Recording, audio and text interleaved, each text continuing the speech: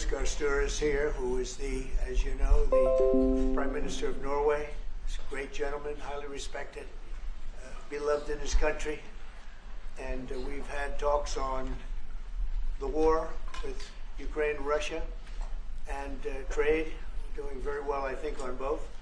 We've had some pretty good movement in every respect. The war is very important that it ends with, I used to say, 2,500 people a week dying, young people, mostly soldiers from Russia and Ukraine. And we want to end that war. We want to end it quickly. And I think we've made a lot of progress. And we'll see what happens. This next few days is going to be very important. Meetings are taking place right now. Additionally, we talked about trade, and we will definitely, we get along very well on trade. We'll do something, but I think the Prime Minister knows that over the years, the United States has been very good to a lot of people, and it's time for us to benefit also. So we're going to have a good relationship on trade, and we discussed other things also. But Mr. Prime Minister, it's an honor to have you with us. Thank you very much. Well, thank you, Mr. President. This year is 200 years since the first immigration from Norway to the US. We come here early in your term, appreciate that you take time. We have highlighted that very close cooperation.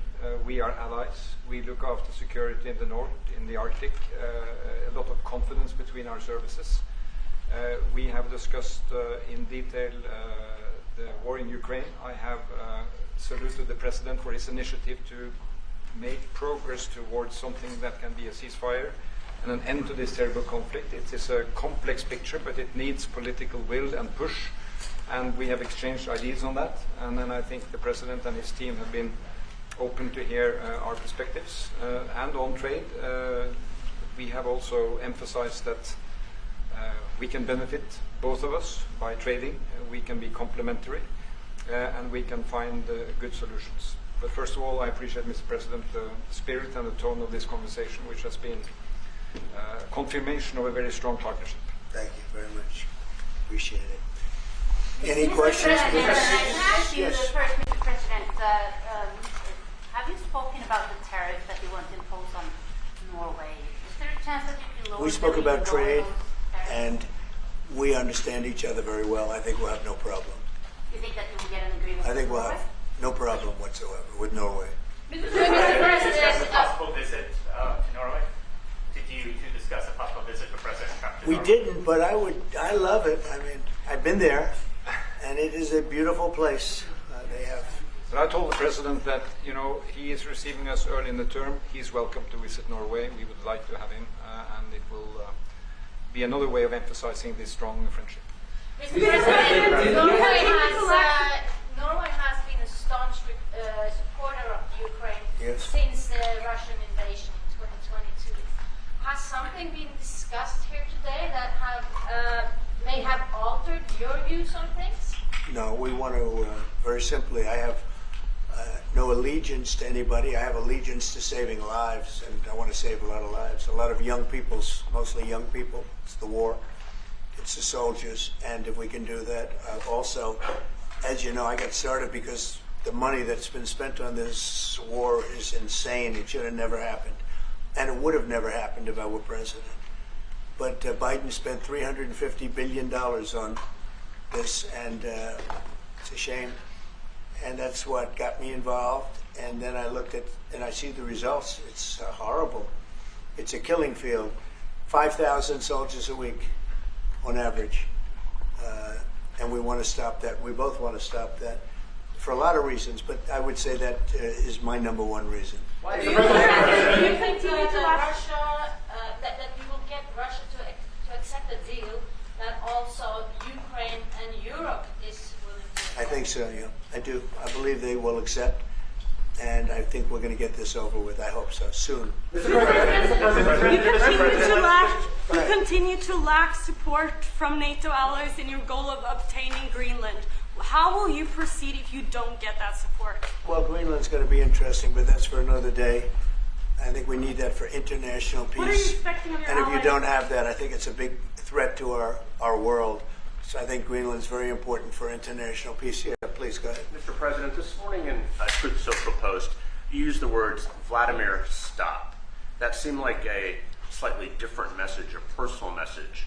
What is your level of frustration with President Putin? I didn't like at this last point? night. I wasn't happy with it. And we're in the midst of talking peace, and missiles were fired. And I was not happy with it. That's what I meant, and that's, what it Mr. said. President, why I are assume that's what you mean. Sorry, Yeah, if I the assume. bombs keep falling, will you consider additional sanctions toward Russia, or what will you do if President Putin I'd does not rather answer respond? that question in a week. I want to see if we can have a deal. No reason to answer it now, but I won't be happy. Let me put it that way. Mr. Things President, will happen. Mr. President, why are you not putting more pressure on Russia? I know a lot of Europeans. Putting a lot of pressure. You don't know what pressure I'm putting on Russia. They're dealing. You have no idea what pressure I'm putting on Russia. We're putting a lot of pressure. Can you maybe tell us that? What kind of We're pressure putting are a you lot of putting on pressure on Russia, and Russia knows that, and some people that are close to it know, or he wouldn't be talking right now. The Prime Minister understands that better than anybody. He wouldn't be talking right now. He's talking, and we're putting a lot of pressure. I think he wants to make a deal. We're going to find out very soon, but it takes two to tango, and you have to have Ukraine want to make a deal too, and they're being hit very hard, and I do believe they want to make a deal. Mr. President, if I may. You said that the Ukraine have to give some territory to win peace, among them Crimea. Do you stand by that? And I know that the former NATO General Secretary today has told you that he does not agree, and he believes in territorial integrity of the Ukraine. How will you deal with that with your allies? And do you Well, the stand by former- that Ukraine have to give? Former Crimea Secretary to General happens to be right here, so they can't put words in his mouth. He's been a great general, frankly. It was because that's what you are. Really, you're a general. But he's been a great Secretary General. We had a tremendous relationship, very successful, and I think he could speak for himself. He's right here. But do you still agree that Ukraine have to give some territory away to win peace? Well, it depends what territory. They've been fighting. They've lost a lot of territory. We'll do the best we can. Working with Ukraine, we'll do the best we can. But they lost a lot of territory. When you say Crimea, that was handed over during a president named Barack Hussein Obama. That had nothing to do with me, Crimea. That was 11 years ago with Obama. And they made a decision. There wasn't a bullet fired. There was no fighting. There was no anything. They just handed it over. Now they say, well, can you get it back? I think that's going to be a very difficult thing to do. That was given by Barack Obama when he was president, not by Donald Trump. Thank you, Mr. Mr. President, President. you had a long You have meeting, a peace Mr. President. proposal that you put on the table. It's a 30-day ceasefire proposal. Your national security team presented it to both Ukraine and Russia. 2 months ago, Ukraine agreed to that ceasefire proposal. Immediately, Russia has not. And my question is Russia the obstacle to peace based upon that, just getting to that 30-day ceasefire? I don't think so. I think that they both want peace right now. They're ready to do something. We'll see what happens. Complicated, very complicated. But I think they are both very much looking to make a deal. Marco, what would you say? Well, first of all, what was put before our partners was options to discuss about things that it would take to end a war. This war is endable. Both sides just have to agree to it. We've shown them a pathway forward. We've discussed those ideas. It was a good meeting yesterday. There'll be good meetings over the weekend. We've shown them the finish line. We need both of them to say yes. But what happened last night with those missile strikes should remind everybody of why this war needs to end. It's horrible those missiles landed. What's even worse is there are today people that were alive yesterday that are not alive today because this war continues, and the president wants to stop it. And everyone should be thanking the president for being a peacemaker and trying to save lives. That's what we're trying to do here. It's not our war. We didn't start it, as you know. But we're trying to end the dying. We're trying to end the destruction. And we've shown the path forward. We can see the finish line, but both of them have to get there. We're going to do everything we can to help them get there, but they have to ultimately say yes. Both And of we them. are using a lot of pressure on both. If you think we're just in there because we're nice people, and we are nice people, but we're using a lot of pressure on both. What It's not a long concessions, meeting, Mr. President, and to your national security team, what concessions has Russia offered up thus far to get to the point where you're closer to peace? Stopping the war. stopping, taking the whole country. Pretty big concession. Mr. President, If you are going to take down the tariffs, what do you want Norway to buy more of from the U.S.? To buy more? Well, you don't need snow. You don't need skis. You don't need ski champions either, right? You have a lot of them. We just want to keep the relationship the way it is. We've had a great relationship. I think now maybe closer than ever, but we've had a great relationship with Norway. I think just keep it the way it is. You can't do better. Really? Not even by, say, a Well, if they want to give us some additional concessions, that's okay. You can't do much better. Yes, Mr. yes. President, you've had a long meeting with Norway today. You said that Norway is doing a lot of things right, but on the Ukraine, if I can ask both you and the Prime Minister, did you find common ground today on Ukraine and the peace plan? Totally. It's totally common ground.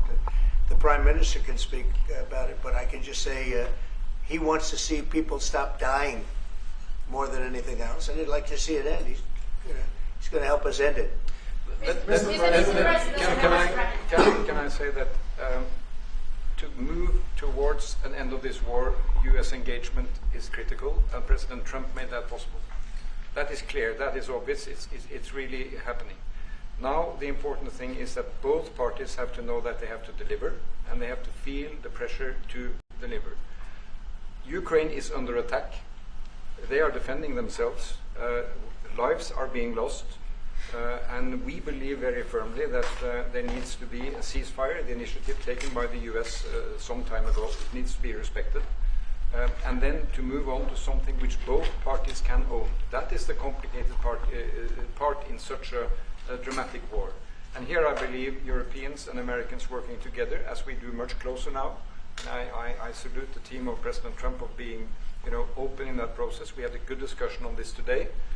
And then we have to move on, and we cannot lose time because this is too much drama happening. One thing is people losing their lives, but it is a bad thing for Europe, and it's a bad thing for the world to having such a broad conflict going on. It can have ramifications far beyond Ukraine. Mr. President, follow-up question sir, on China. Mr. President, if I forgot my question. I wanted to ask about. Sorry. That happens. It happens sometimes, yeah. No, Mr. President, I wanted to ask about the. Zelensky has said that he wants more Patriot missiles. So far, has been no response from the United States. If you and the United States decides to pull out of negotiating for peace, trying to broker peace, does that also mean a no on Patriot missiles, a no on sharing intelligence with Ukraine?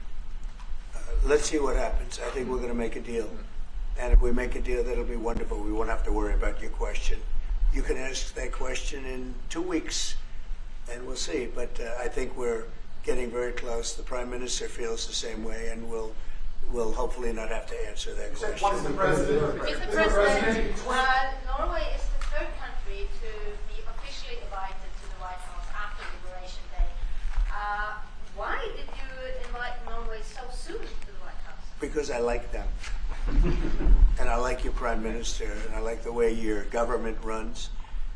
And I respect the King. He's highly respected in Norway. It's a great thing, not an easy thing to do.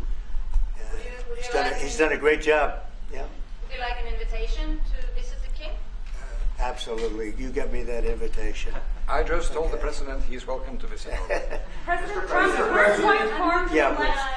You've said before that you like the Norwegian Petroleum Fund, and I'm wondering if that has been up for discussion today, the way that we have structured our money and whether.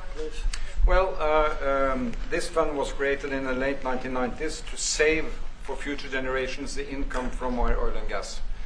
Norwegians should continue to work as hard, dedicated, innovate, and move forward, despite having these incomes, which we happen to be in the period of our history where we can harvest, and we have transferred that into investments, half of them, by the way, here in the United States. So I think this is a model which we have been able to explore. If we can share experiences, and we do with our colleagues in the US, you never copy this one-to-one, but there can be techniques and way of working that we have used in organizing our fund. Jens Stoltenberg was the finance minister when the first dollar entered that fund, so he is a safe hand to have as a finance minister today. What do you say? No, and as you said, Mr. Prime Minister, we are ready to sit down with the U.S. To also work with them on if they want to establish a sovereign wealth fund, because we have a good experience with our fund. And I think that one example of how we work together with the United States is that half of the fund, close to $1 trillion US, are invested in the United States, mainly in equity, but also some in fixed income, including government bonds. So this is an expression of trust in the United States, expressed by the strong investment of the sovereign wealth fund. Then just briefly on Ukraine, since it was mentioned, we had a very good and extensive discussion about Ukraine, the path forward to peace. And as the Prime Minister said, we commend the US for pushing forward to try to find a negotiated solution. At the same time, we need to continue to support Ukraine. And therefore, I'm proud that Norway has actually tripled the military support to Ukraine. And this year, we will allocate close to $8 billion US to Ukraine. That will strengthen them and also their hand on the negotiating table. If I may add to that, if there's a peace, and there will be a peace, we have a common responsibility in securing democratic Ukraine for the future. And the best security guarantee they can have is the ability to defend themselves. And we are investing in that. Mr. Prime Minister, Mr. if I may, President, as it relates to tariffs, Mr. President, when you unveiled your reciprocal tariffs on April the 2nd, the tariff rate for Norway was 15%. Based upon your conversations that you've had today with the Prime Minister, do you see that tariff rate coming down from what you proposed just a few weeks ago? Well, they have a great fund of $2 trillion. It's a big fund. And they don't have any debt. So I think they'd probably be willing to pay us more than that, I hope. Are the two nations in agreement of which country? Mr. President, Yes. In 2018, your former Secretary of State Mike Pompeo called for an end to Russian occupation of Crimea. Why does this administration, why has this administration changed its stance on territorial concessions?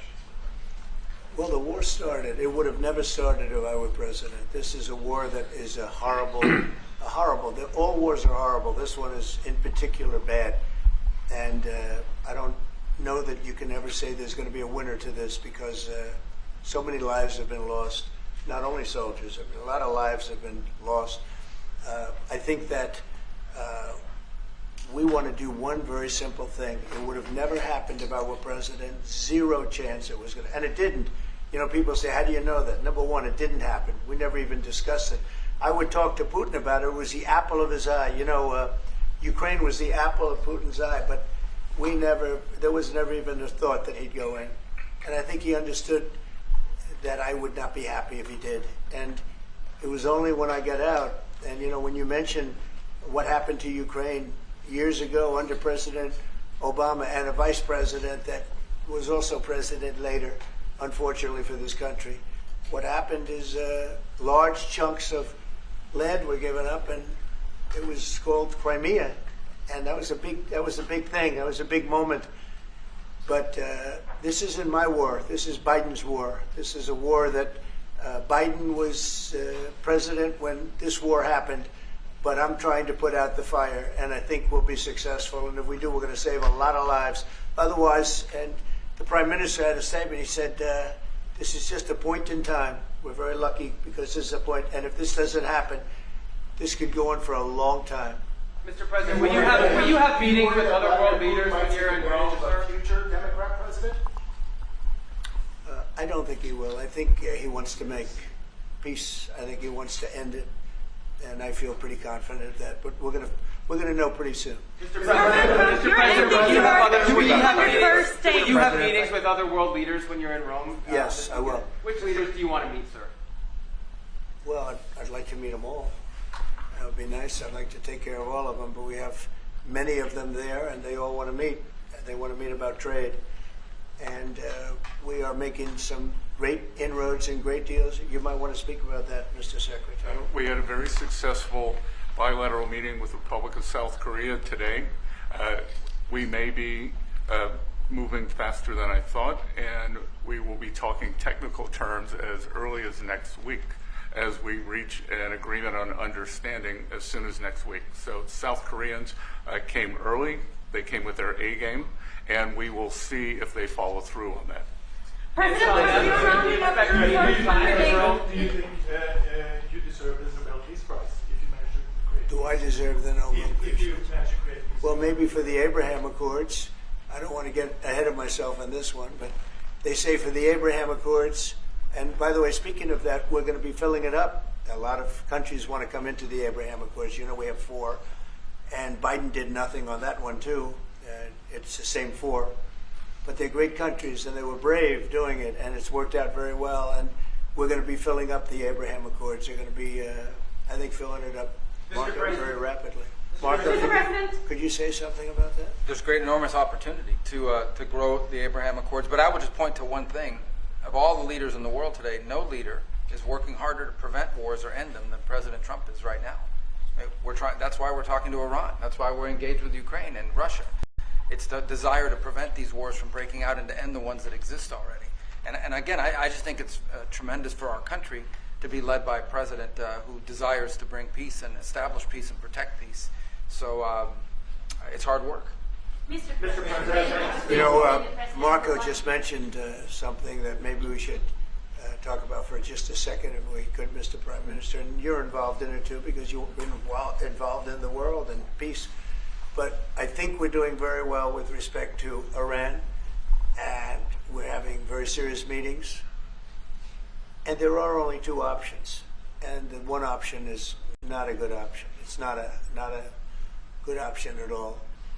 And I think we're doing very well on an agreement with Iran, but that one, we're doing a lot of things, I will say, but that one is well on its way. We could have a very, very good decision, and a lot of lives will be saved. Mr. President, on the economy, there was a slowdown. Mr. President, on the economy, there was a slowdown as it relates to home sales in the month of March, the slowest pace since 2009.